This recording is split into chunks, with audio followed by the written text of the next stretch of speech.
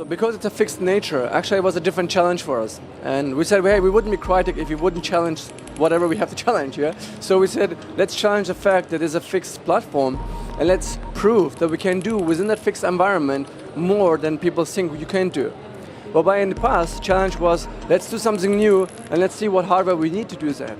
Yeah? So it was a bigger challenge for us, definitely, technically demanding, but our knowledge on the high-end PC sector helped us a lot, architecturally, know-how-wise, but also from the needs of a high-end title, of a truly next-gen title, applying on current generation, like the amount of assets you need for next-gen, yeah?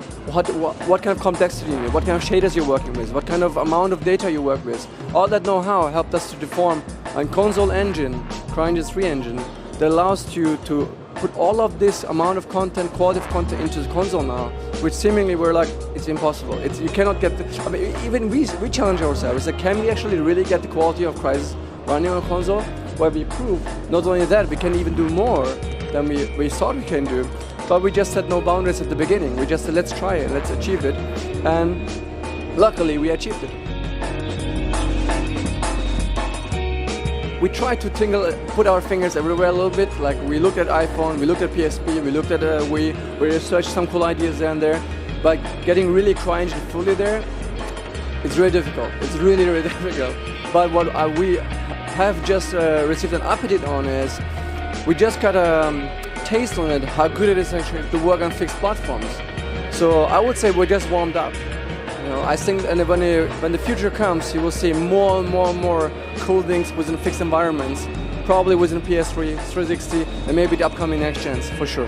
One of the key things for us was, because of the console development cycles being very difficult, we said, let's bring our what you see is what you play real-time editing from PC on our sandbox editor into the console space.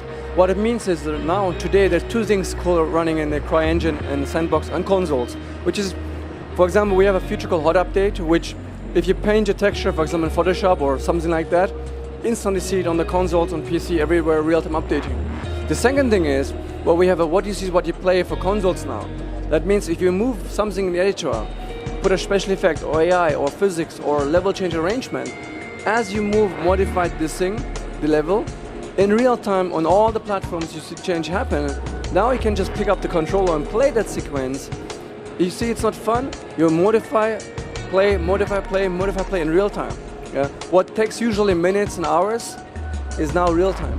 And that is a jump through the roof in productivity now, because you can create your type of gameplay you want on the platform, which people thought, yeah, it's not good enough. Why people are not spending this kind of iterations? Because it was difficult in the past. Even for us, when we tried the first console cycles, it took hours sometimes. Now it's real time, so I'm very, very excited about this, because I think this is the most important feature of Sandbox, because it allows productivity unlike before.